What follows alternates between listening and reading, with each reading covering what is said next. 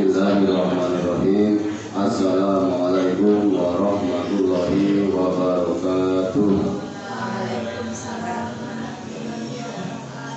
Innal hamdalillah nahmaduhu wa nasta'inuhu wa nastaghfiruh wa na'udzu billahi min shururi anfusina wa min sayyiati a'malina. May yahdihillahu fala mudilla lahu wa may yudlil fala hadiya lahu. Asyhadu an la ilaha illallah wahdahu la syarika lahu wa asyhadu anna Muhammadan abduhu wa rasuluhu la nabiyya ba'dah. Allahumma shalli wa sallim ala sayyidina Muhammad wa ala alihi wa sahbihi ajma'in. Amma ba'du. Bismillahirrahmanirrahim. Ala tanalul ilma illa bisidati sa'ubika al-majmu'i hafi layani dukai wa hirsin wa astifari wa bulgoti wa irsyadi ustadi wa tuli zamani anil mar'i la tas'al wa sal'an qarinihi fa innal qarina bil muqarini yaqadi fa in kana zasabi fa jannibhu sunatan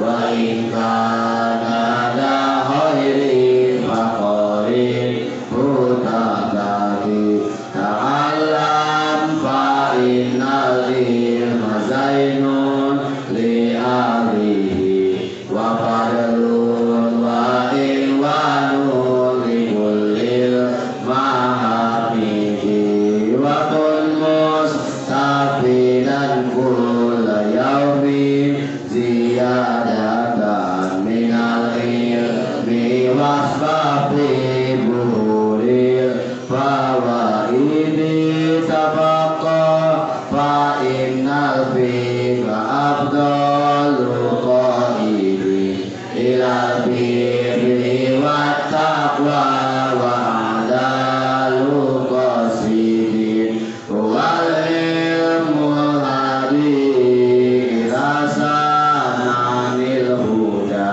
wal hisnu yunji min jami'i syadaidi fa innal faqiha wahidamu tawari'an asyadu ala syaitani min alfi abidi fasadun kafirun alimun mutahatikun wa akbaru minhu jahilun mutanasikuhu mafitnatun fil alamina adimatun liman bihi mafidinihi yatamasaku. Bismillahirrahmanirrahim. Sekarang kita akan membahas bait ke 7, 8, 9, 10 dan 11. Karena ini masih ada hubungannya. Dalam kitab Ta'lim ini ada pada halaman ke-7. Sebetulnya ini sudah dibahas juga pada tahun yang lalu, tapi jika tadi rumah biasa naon bar ho bubar. Nah, eta bait ke-7 ini menjelaskan tentang keutamaan ilmu fikih. Bait ke-8 membahas keutamaan ilmu fikih. Bismillahirrahmanirrahim. Tafaqqah fa innal fiqha afdalul qaidi ilal birri wat taqwa wa a'dalu qasidin. Artinya tafaqquh, pelajarilah ilmu fikih. Ini menggunakan fi'ilnya bil amar, perintah tafaqquh. Maka pelajarilah ilmu fikih. Kenapa? Fa innal fiqha karena sesungguhnya ilmu fikih itu afdalul qaidin, sebaik-baiknya penuntun, ilal birri wa taqwa, menuju kebaikan dan takwa, wa aqdalul qasidin, dan paling lurus dari sesuatu yang paling lurus. Wal ilmu hadi, ilmu fikih itu adalah ilmu yang menunjukkan jalan hidayah ila sunanil huda, wal hisnu yunji min jami'i syada'id, dan ilmu fikih juga merupakan benteng yang menjadi penghalang bagi sesuatu yang memberatkan. Nah, maksudnya penjelasannya adalah yang namanya ilmu fikih ini ilmu yang paling penting dipelajari juga dalam kehidupan sehari-hari, karena fikih itu berhubungan dengan yang namanya ibadah. Ibadah, mau sholat harus tahu ilmu sholatnya. Ada berapakah rukun sholat? Harus tahu itu. Rukun sholat itu ada yang bilang 13, ada yang bilang 17. Yang bilang 13 berarti digabungkan tumaninahnya, ruku dan tumanina, itidal dan tumanina, sujud dan tumanina. Kalau yang dipisah pasti jumlahnya ada 17. Nah, sekarang tidak cukup mempelajari ilmu sholat, karena syarat sah sholat itu harus suci dari hadas dan najis. Caranya bagaimana? Dengan cara berwudu. Wudu akan sah kalau memenuhi rukun-rukunnya. Ada berapa rukun wudu? Ada 6. Untuk apa rukun wudu? Si Isa asal blok gitu ya. Mau jadi wuduna sah. Tadi nana apa bener Pak? Nanti bisa juga sama piungkul. Nah, kayak wudu sama. Apa bener? Tadi apa bener? Hah? Tadi apa bener? Atau cuma piungkul tangannya. Karena senang pakai wudu. Sing bener. Pertama, rukun wudu itu harus niat. Niatnya kumaha? Boleh diucapkan dengan bahasa Arab, boleh pakai bahasa Indonesia, bahasa Sunda boleh. Yang penting pengertian niat itu dalam kitab Sabina apa? An-niyatu qasdu syai'in muqtaronan bi fi'lihi. Niatnya nyaeta menyengaja melakukan suatu perkara diiringi dengan pekerjaan itu. Itu niat. Abdi niat wudu, nawaitul wudu'a li rabbil hadasil asghari fardhu lillahi ta'ala. Apa maksudnya niat? Dalam kitab Sabina disebutkan inda ghusli awwali wajhin, dimulai pada membasuh muka. Nah, tapi kurang biasa sok di awal lah halus. Nawaitul wudu'a li rabbil hadasil asghari fardhu lillahi ta'ala. Langsung naon di situ. Yang sunat naogenya diajar. Pertama membasuh kedua tangan sampai ke sela-selanya, kemudian berkumur-kumur, kemudian nah hidung, baru masuk ke yang wajibnya, rukunnya membasuh muka, kemudian membasuh kedua tangan sampai siku ma'al mirfaqaini, sampai kedua sikunya. Jadi kualifikasinya san. Palamun anu tegaduh tangan kumaha? Asik pikir retro memang tahun dibasuhna. Oh, dibasuh naon? Ya. Anak mun tegaduh kepala ke basuh naon?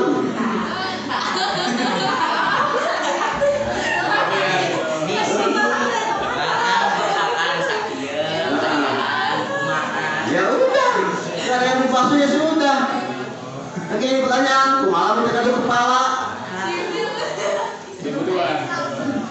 Oh, coba aja namun tegaduh kepala mah di wuduan, di sholatan. Kita berangkat misalkan silang kepalana. Gitu.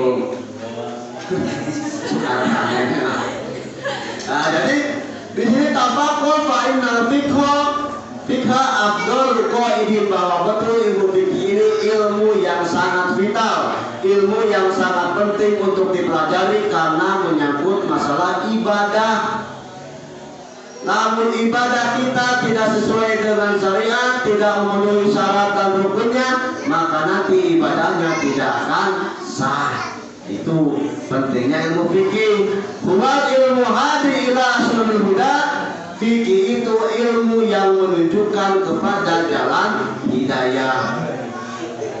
Bahkan Sayyidina Umar radhiyallahu anhu menyebutkan bahwa hati-hati ketika dalam muamalah, dalam jual beli itu kita bisa terjerumus kalau kita tidak mengetahui ilmu fikihnya.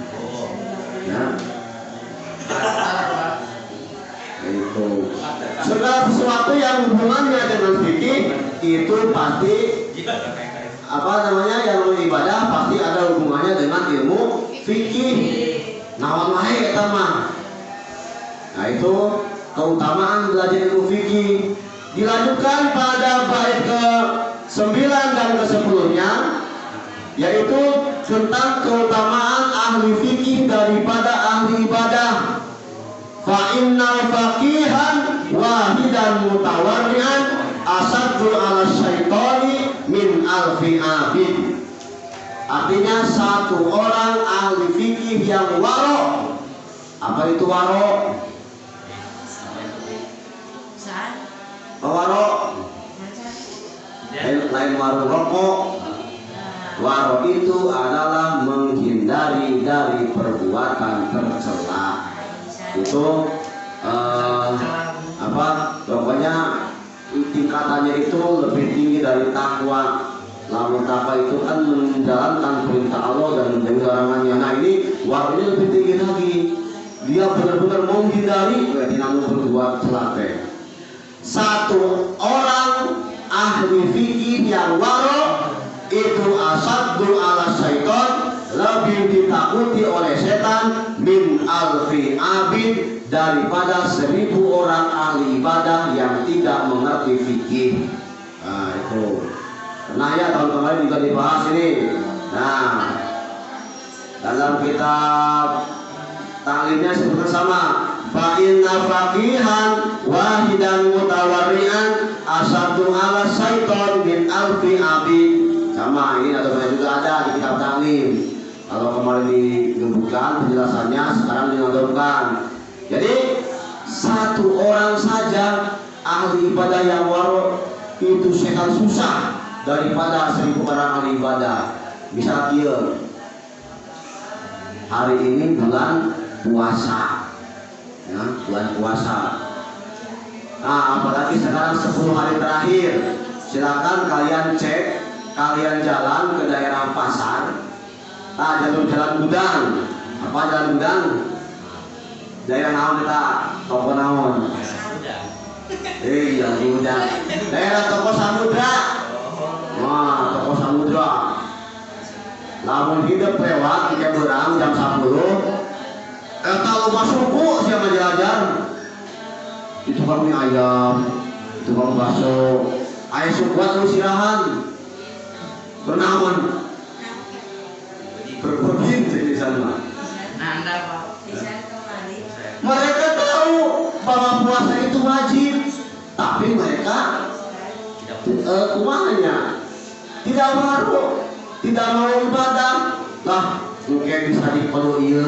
Padahal yang dikodo itu apa? Ketika misalkan sedang sakit. Sok dina Quran baca wa in kana maridon au ala safarin fa iddatun min ayyamin ukhur. Ta eta cek Quran ge yang boleh mengganti puasa di hari-hari itu yang pertama fa in kana maridon, lamun hidup dering au ala safarin atau lamun keur dina perjalanan.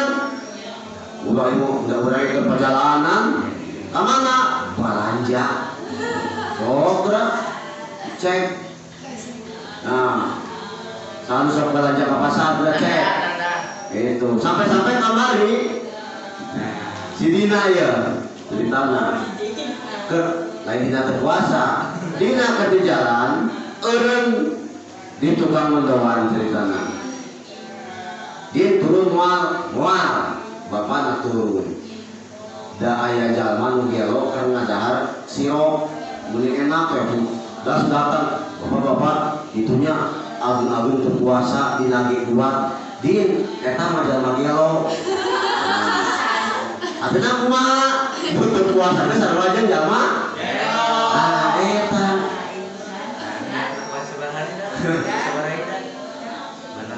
Bahkan saking ada bahasa satu orang ahli ibadah ditakuti setan, ahli ibadah yang warok tidurnya saja lebih ditakuti oleh setan daripada 1000 orang ibadah yang teu apal syarat-syaratnya azan. Ayeuna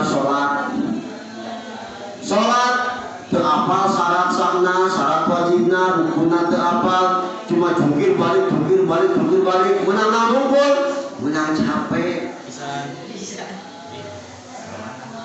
Komo deui anu batu salat ieu lembangan wae. Murak boleh ka ditu. Nungguan snack. Ya, kan. Nungguan snack. Aduh. Kalau langsung balik. Terus balik di ka ditu. Kita bangun ke pasir. Balik deui. Yuk, we. Nah. Jangan gitu. Barisan kawisan. Dalapan oka. Isan bau di sini. Tuh, kita teh heureuy Boleh kumaha? San, moal sieun gampang setelah dari etek. San, yuk tuh snack. Keluar. Itu contohnya satu dari 1000 ahli ibadah udah hafal 100 rukunna. Direk etek we sisa si uji. Etek. Apa ya? Lagi apa? Kenapa? Keluar. Tuh gua snack bisa nelpon. Padahal dua anu ngejengin sorte gitu. Itu betul bahwa satu orang ahli ibadah tidak akan tergoda tinggal idan apa sok goda diajak antara lebih ke HP terus dulu idan. Bagi ke para sapi. Itu bahwa apa satu orang ahli fikih yang warok lebih ditakuti dari 1000 abid yang tidak tahu tentang tata caranya. Bahkan lebih parah lagi dalam bait ke-10 dan 11, fasadun kabirun alimun mutahattikun wa akbar minhu jahilun mutamassikun. Ini fasadun sebuah kerusakan yang besar ketika alimun mutahattikun, ketika orang yang berilmu tetapi melakukan kedurhakaan. Dan wa akbaru lebih besar juga ketika minhu jahilun mutamassikun, orang bodoh yang melakukan ibadah. Tuh, artinya kumaha? Maka dalam hadis khairukum man ta'allama al-Qur'ana wa 'allamahu. Artinya nu geus pinter ngajarkeun anu can pinter.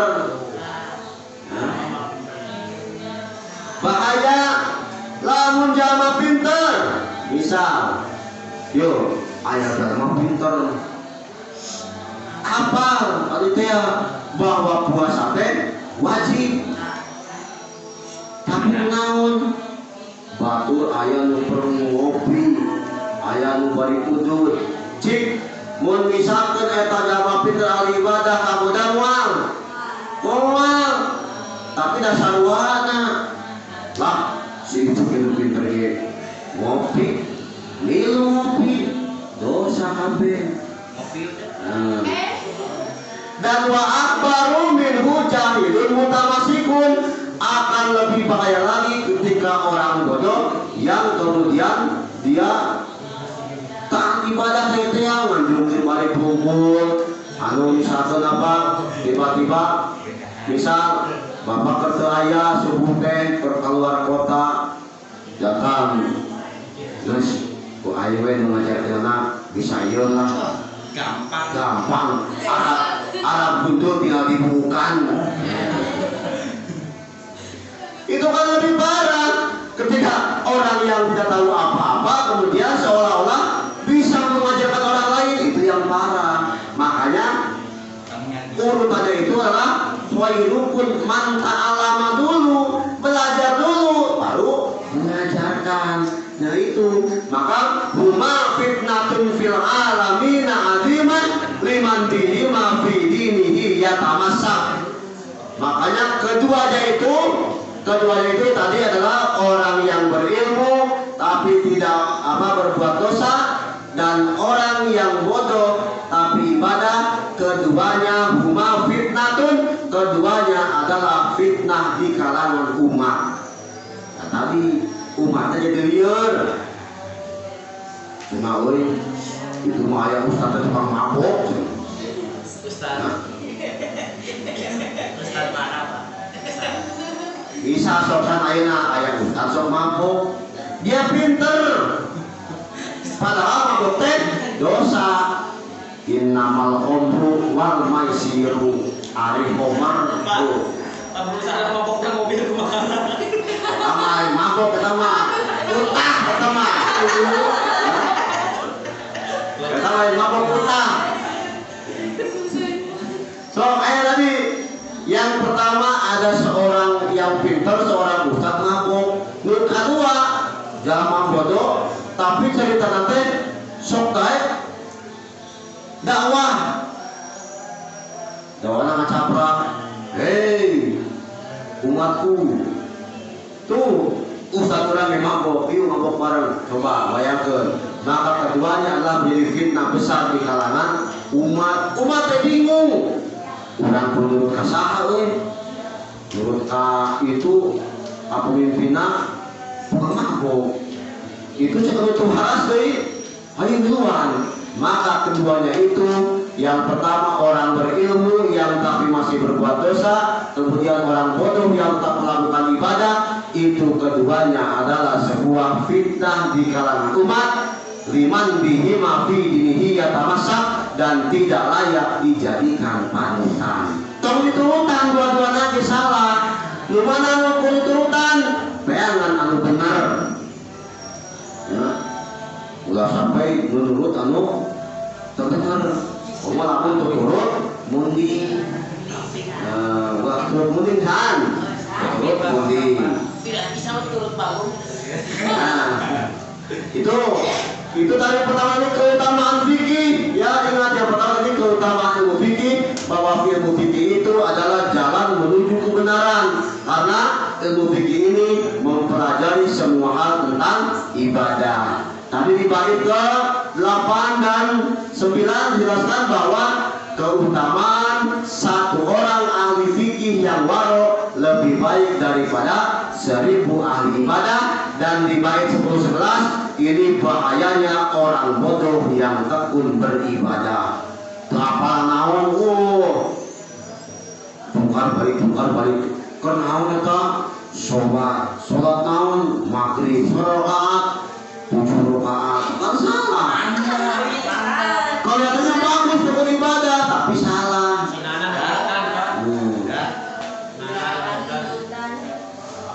Tawa ditanya penting-penting, ya budak laki ngarendong di masjid nya kernaon keur domba kap. Berarti itikaf bahwa sok aya mun main bola teh aya World Cup. World Cup naon? Piala dunia aya deui Indonesian Cup. Karena itikaf da urang mah bari ngareng domba kap. Kan jadi salah. Nah, itu makanya di sini intinya dari 5 bait yang dipelajari hari ini, intinya apa? Ngaji. Sing daek ngaji. Sabab lamun geus ngaji enak kana ibadah nah jadi benernya. Nah itu besok bait ke-12 dan ke-13 itu tentang bagaimana kita harus sungguh-sungguh berusaha keras dalam mencari ilmu. Subhanakallahumma wa bihamdika asyhadu an la ilaha illa anta astaghfiruka wa atubu ilaik. Rabbana atina fid dunya hasanah wa fil akhirati hasanah wa qina adzabannar. Walhamdulillahi rabbil alamin. Wallahu muwaffiq ila aqwamit thoriq. Wassalamualaikum warahmatullahi wabarakatuh.